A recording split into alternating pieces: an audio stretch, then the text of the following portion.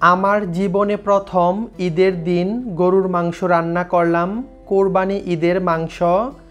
আর এই এক্সপেরিয়েন্সটা কেমন ছিল সেটাই আমি আজকে আপনাদের সাথে শেয়ার করব। তাও আবার মাটির চুলায় ঈদের দিন গরুর মাংস রান্না করলাম।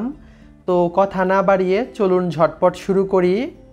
আম্মু এখানে সব কিছু রেডি করে দিয়েছে আর আমি শুধু রান্নাটা বসাবো। আর যেহেতু কুরবানির ঈদ, মাংস নিয়ে কাটাকাটি, তারপর অনেক ঝামেলা থাকে, আর এই সব করার কারণে আম্মু অনেক ব্যস্ত। আর সেজন্য আমাকে বলল মাংসটা রান্না করার জন্য।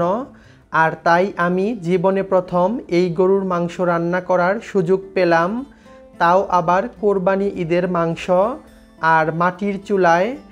আমি এর আগে কখনোই মাটির চুলায় গরুর মাংস রান্না করিনি, গ্যাসে রান্না করেছি।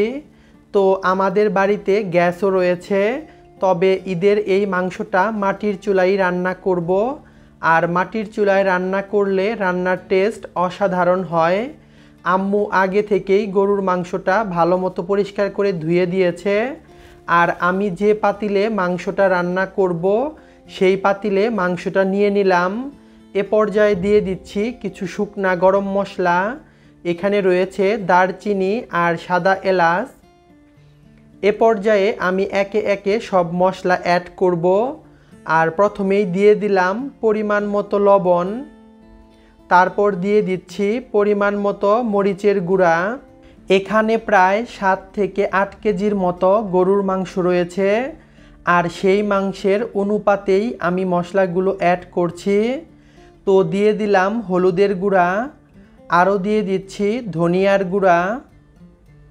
তো মশলাগুলো আমি আমার পরিমাণ মতো দিয়ে দিচ্ছি। আর এভাবে ঈদের দিন গরুর মাংস হাতে মাখিয়ে রান্না করলে রান্নার টেস্ট অসাধারণ হয়। দিয়ে দিচ্ছি গরম মশলার গুঁড়া, আর এই গরম মশলার সাথে জিরা গুঁড়াটাও একসাথে গুঁড়া করা ছিল। এ পর্যায়ে দিয়ে দিচ্ছি আদা এবং রসুন বাটা। রসুন বাটা একটু পরিমাণে বেশি দেব, কারণ গরুর মাংসে রসুন বাটাটা একটু বেশি দিতে হয়। আর আমার মনে হয় ঈদের দিন সবাই এভাবে গরুর মাংস রান্না করে, তার মানে হাতে মাখিয়ে। তো এভাবে রান্না করলে মাংসের টেস্টটা অনেক ভালো আসে। আর আম্মু এভাবে আদা রসুন পেস্ট করে ডিপ ফ্রিজে রেখে দেয়, আর যখন প্রয়োজন পড়ে তখন ঝটপট বের করে রান্না করা যায়। তো আদা এবং রসুন দেওয়া হয়ে গেছে। এ পর্যায়ে আমি সব কিছু ভালো মতো হাত দিয়ে মাখিয়ে নেব। আর এই কাজটা অবশ্যই হাত দিয়েই করতে হবে, যাতে করে মশলাগুলো মাংসের গায়ে গায়ে লেগে যায়। মাংসটা যত ভালো মতো মেশানো হবে মাংসের টেস্টটাও তত বেশি বেড়ে যাবে। তাই মাংসটাকে ভালো মতো কষলে কষলে উল্টে পাল্টে মশলার সাথে মাখিয়ে নিতে হবে। তো মোটামুটি মাখানো হয়ে গেলে দিয়ে দিচ্ছি পেঁয়াজ কুচি। পেঁয়াজ কুচি দেওয়া হয়ে গেলে আবারও সব কিছু ভালো মতো মাখিয়ে নেব। আর এই কাজটা কিন্তু একটু ডিফিকাল্ট যদি মাংসের ভেতরে হাড় থাকে, আর হাড় থাকলে হাতে ফুটে যাওয়ার একটা চান্স থাকে। তাই এই কাজটা সাবধানতার সাথে করতে হবে।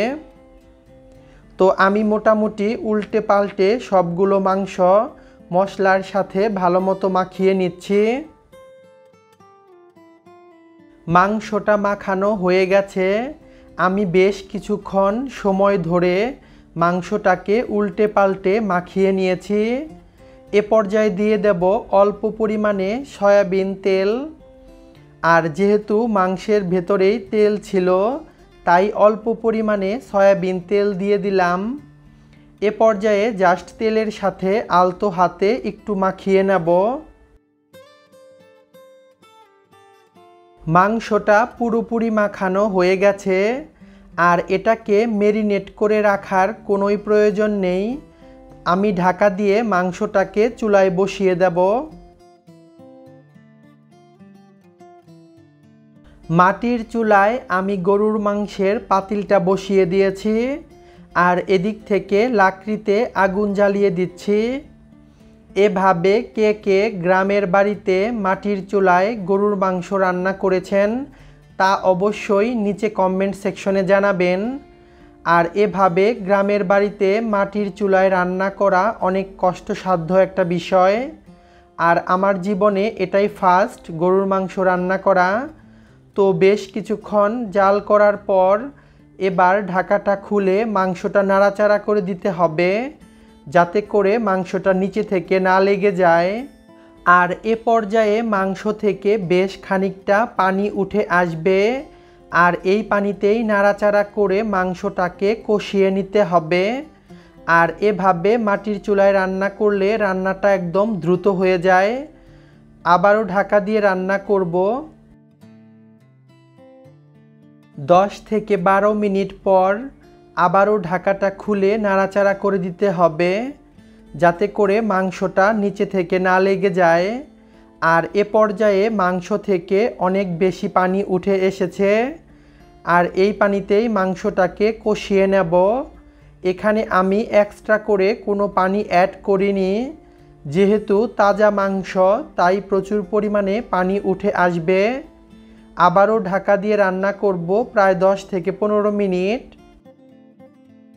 15 মিনিট পর আবারও নাড়াচাড়া করে দিতে হবে, যাতে করে মাংসটা তলানিতে না লেগে যায়।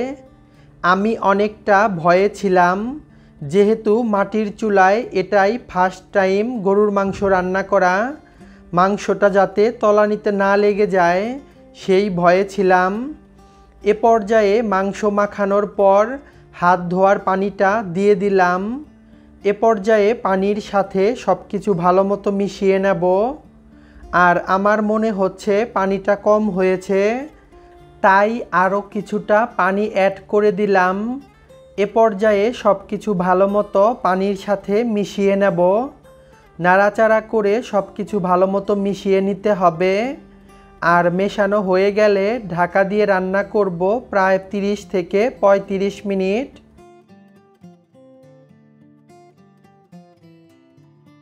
35 মিনিট পর মিডিয়াম টু লো হিটে আমি 35 মিনিট মাংসটাকে রান্না করেছি, আর মাংসটা সফট হয়ে গেছে। আমার রান্নাও কমপ্লিট। এ পর্যায়ে আবারও নাড়াচাড়া করে দিচ্ছি। আর এই 35 মিনিটের মাঝে আমি একবার নাড়াচাড়া করে দিয়েছিলাম।